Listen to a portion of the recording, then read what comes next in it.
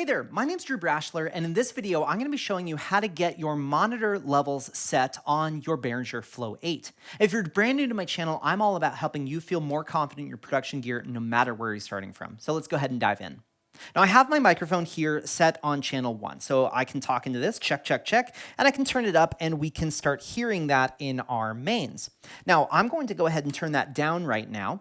And I'm going to be showing you how to get your levels set for your monitor sends. Now we can see that there are two TRS outputs here for monitor send 1 and monitor send 2.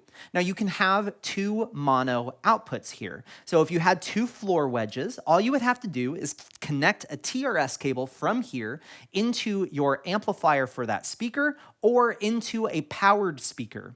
Now, additionally, if you had an in-ear setup, you can connect this into your in-ears for two mono sends.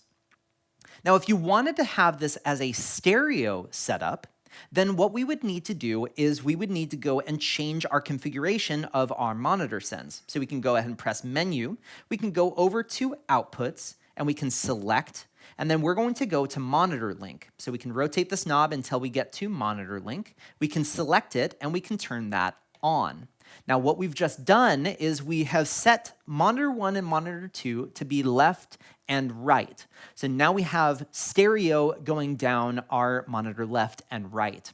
So then you can plug in your stereo in-ear setup to these two and have stereo in-ears with that.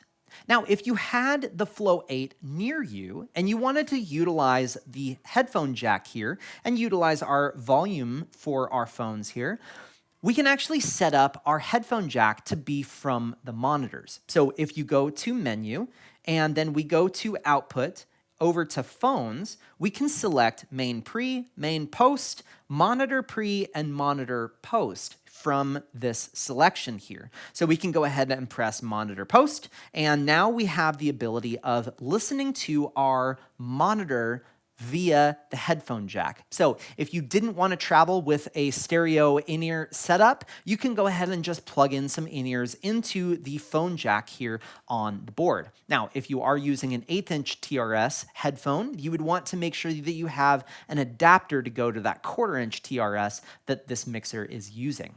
Now I'm going to set these monitors back to not being linked. So I'm going to go back to monitor link and I'm going to turn this off. So now I have two independent monitors, monitor 1 and monitor 2. So let's go ahead and actually get my microphone sending to the monitors here. So all we have to do is press monitor 1 or monitor 2, depending on which monitor you want to adjust. When you do that, our master fader here turns into the level for the monitor that you have selected. So we can see that monitor 2 is set to 0 dB and monitor 1 is set to -7. Now, when we have metering here into the monitors, it shows up on these two meters. So on 1 is going to be monitor 1, 2 is going to be monitor 2. So I can simply select my monitor channel that I want to turn this microphone up in, and then I can talk into this microphone and start turning this up, check, check, check, and we can see that I have volume going into this monitor. Now I want to adjust it in monitor 2, so I can go ahead and press monitor 2. Now, one thing that we'll notice is this offset light is turned on. Now, with this offset, we need to lower this or raise this to get to the level that it is currently set at. So we can see this little line on here, and we can see that it's set at -infinity, which means that I would need to take this all the way down to infinity, and we can see that now the offset light is off, and now I can raise this up in monitor 2. Now, additionally, if I go and plug this into my next channel on channel 2, we can then go and adjust my monitor 2 volume for this microphone. And then if we wanted to go to monitor 1, we would notice that our offset lights are turned off. So we need to go and adjust this to get down there. And now we can adjust it. And then on mic 1, we can see that it's all the way up. So I can need to raise it until our offset light turns off. And then we can adjust that there. Now, additionally, if we want to utilize the app on our phone, all we would have to do is go and click monitor 1. And then we can see that we can adjust things up and down via this right here. And as we're raising these volumes up and down, we can notice that we are adjusting all of our gain settings for our monitor. Likewise, with our app on the monitor, we have our overall output level, as well as a hidden feature inside of Monitor 1. You can go and select our 9-band parametric EQ here, as well as a limiter. So if we wanted to adjust that on Monitor 2, we would select Monitor 2 on the app, and then click Monitor 2 in the upper right-hand corner, and we can see that we have our EQ section as well as our limiter on the phone.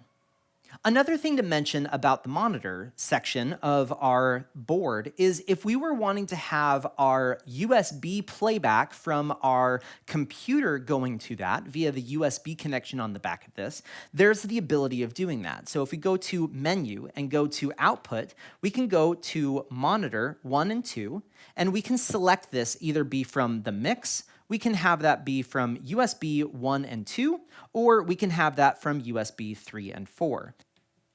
So if we selected USB 3 and 4, that means that these outputs are now set to be playback from our computer coming back out USB 3 and 4. So if you're wanting to do some mixing on the computer and output it via our TRS outputs here, we can do that.